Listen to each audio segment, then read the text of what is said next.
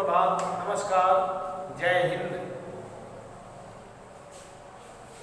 कल आप लोगों ने पाठ 3 सोमप्रभम के अंतर्गत अभ्यास प्रश्न संख्या 1 और 2 का अध्ययन कर लिया है। आज हम लोग प्रश्न संख्या 3 के क से प्रारंभ करने जा रहे हैं। प्रश्न संख्या 3 के क में लिखा हुआ है अधोलिखितानां पदानां पर्यायपदं पाठात् चित्वा लिखत। आप सभी विद्यार्थी अपने अपने सामने जिस चैप्टर का प्रश्न यहाँ समझने जा रहे हैं उसको खोलकर अपने सामने रखिए। तो इस प्रश्न में प्रश्न संख्या 3 के क में आपको पर्यायवाची पद लिखना है। पर्याय पद का मतलब हुआ पर्यायवाची पद लिखना है। देखिए प्रश्न संख्या 3 के क का पहला प्रश्न है पुत्रवधू। पुत्रवधू पुत्र की पत्नी। पुत्रवधू का मतलब पुत्र की पत्नी। तो पुत्रवधू का यहाँ पर्याय पद यहाँ क्या होगा? पर्याय पद लिखना है तो पुत्रवधू का यहाँ पर्याय पद पुत्रवधू होगा। पुत्रवधू का पर्यायवाची पद पुत्रवधू होगा। ये पर्याय पद देखिए, पर्याय पद इसका लिखना है तो पर्याय पद का मतलब हुआ इस पुत्रवधू से संबंधित पद को लिखना है। ठीक है, देखिए पुत्रवधू का पर्याय पद यहाँ अश्नुषा लिखिए। क्या लिखेंगे? अश्नुषा यहाँ पर्याय पद हो गया, यह उत्तर हो गया। दूसरा है पाकशालाम। पाकशालाम है ना, पाकशालाम का पर्याय पद यहाँ क्या होगा? पाकशालाम का पर्याय पद यहाँ आपको नहीं, प्रश्न 2 में आपको पद त्राणे हैं। पद त्राणे हैं। प्रश्न संख्या 3 के क के दूसरा प्रश्न आपका है पद त्राणे। तो पद त्राणे का पर्याय पद यहाँ होगा उपानहौ। क्या होगा? हाँ, क का ये पहला, दूसरा का होगा यहाँ उपानहौ। उपानहौ। तीसरा देखेंगे यहाँ, तीसरा में दिया हुआ है पाकशालाम। पाकशालाम का यहाँ पर्यायवाची पद क्या होगा? तो पाकशाला माने भोजन बनाने वाला कक्ष होता है। तो यहाँ हम लिखेंगे पाकशालाम का पर्याय पद महानसम होगा। महानसम। देखिए प्रश्न संख्या 3 का 4। प्रश्न संख्या 3 के 4 में दिया हुआ है शीघ्रं कुरु। शीघ्रं कुरु का हिंदी शब्द क्या होगा? जल्द करो। तो शीघ्रं कुरु का पर्यायवाची पद संस्कृत में होगा त्वरः।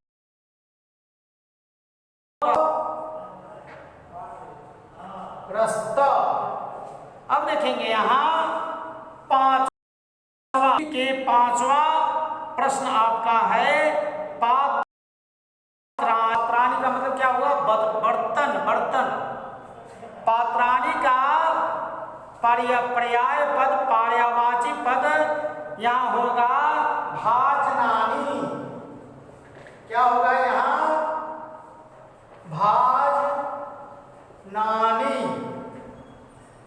देखेंगे छठा प्रश्न 3 के छठा प्रश्न है हंतुम इच्छा। हंतुम इच्छा का मतलब हुआ मारने की इच्छा। तो हंतुम इच्छा का यहाँ पद होगा जिघांसा। छठा का उत्तर होगा जिघांसा। इस प्रकार प्रश्न 3 का क प्रश्न आपका समाप्त हुआ। अब हम लोग ख से आगे बढ़ेंगे। देखेंगे प्रश्न संख्या 3 के ख में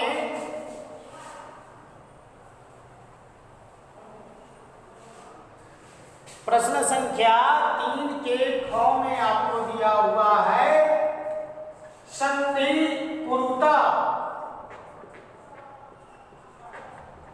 संधि कुरुता अर्थात संधि करे। देखिए संधि करना, संधि का मतलब क्या होगा? जोड़ना है, जोड़ कर एक नया शब्द आपको बना देना है। देखिए पहला प्रश्न आप देखिए 3 का पहला प्रश्न है कलह जोड़ आडंबरः। आडंबरः बराबर क्या होगा? कलह जोड़ आडंबरः। तो यहाँ हम क्या लिखेंगे? तो कलहाडंबरः ये दोनों शब्द मिलेगा तो कलहाडंबरः।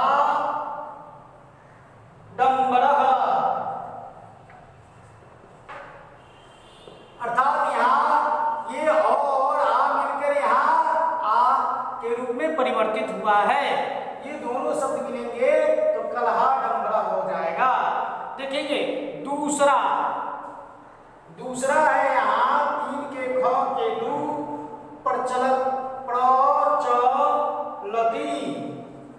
प्रचलति जोड़ अत्र बराबर यहाँ क्या होगा? प्रचलति जोड़ अत्र बराबर ये दोनों शब्द को जोड़कर हम यहाँ क्या लिखेंगे?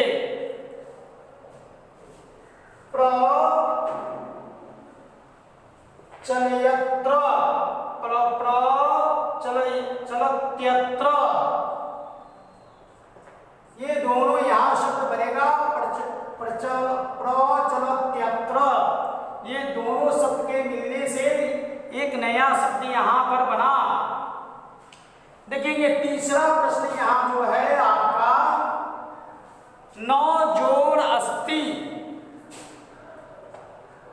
नौ जोड़ अस्ति बराबर हम यहाँ एक नया शब्द हम क्या बनाएंगे? यहाँ 9 में ओ लगा हुआ है और ये ओ है अर्थात ओ जोड़ ओ होता है। ओ जोड़ ओ बराबर आ। तो यहाँ क्या हम बनाएंगे? नास्ति अर्थात या ये दोनों ओ मिलकर यहाँ आ के रूप में परिवर्तित हुआ है। अब देखेंगे प्रश्न संख्या 3 के 4। प्रश्न संख्या 3 के 4 में दिया हुआ है प्रति जोड़ एव। प्रति जोड़ एव बराबर क्या होगा? तो प्रति में क्या यहाँ क्या लगा हुआ? कौन सी मात्रा है? तो में यहाँ कौन सी मात्रा है?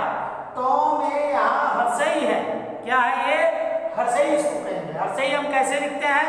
तो हर्षई हम इस तरह से लिखते हैं, है ना।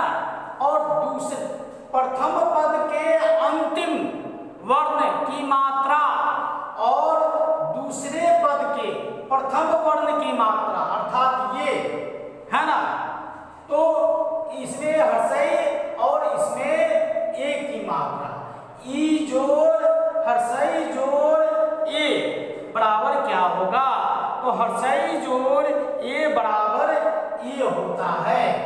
तो यहाँ क्या हो जाएगा? तो प्रत्यय प्र आधा तो ये आधा तो में परिवर्तित होगा और यहाँ य पर ये व प्रत्यय यहाँ, ठीक है। अब देखेंगे यहाँ ये चौथा आप देखें, पांचवा देखिए, पांचवा में दिया हुआ है मया जोड़ एतत्, मया जोड़ एतत् बराबर क्या होगा? तो मया जोड़ ए, यहां देखेंगे आ जोड़ ए बराबर है ना, तो यहां लिखेंगे मौ। अब यहाँ यो कहां से आ गया है ना, यो यहाँ जो है यहाँ ये यो जो है यहाँ जो का क्यों लिख दिए मो यो, और ये आ जोड़ ए बराबर ए की मात्रा यहाँ देंगे, और ये तो और तो दोनों है ना जो का क्यों यहाँ लिख देंगे। क्या लिखेंगे? मैतत्। अब देखिए तत्र जोड़ 3 के 6 में क्या दिया? तत्र जोड़ एव बराबर क्या? अभी ओ है और यहाँ ए है, ओ जोड़ ए बराबर ए। और देखिए यहाँ हम यहाँ लिखते हैं त्रो में ओ लगा हुआ है और यहाँ जो है ए लगा हुआ है, तो ओ जोड़ ए बराबर क्या होगा? ए होगा यहाँ। ठीक है। अब देखिए तत्र, तत्र तो यहाँ हम जो का क्यों लिख दिए है ना, और इस और ए की जगह पर क्या लिखेंगे? ए लिखेंगे, ए यहाँ लिख दिए।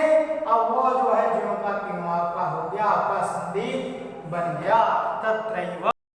इस प्रकार आज हमने प्रश्न संख्या 3 के ख जो है यहाँ को और ख यहाँ हमने हल किया, समझे हैं।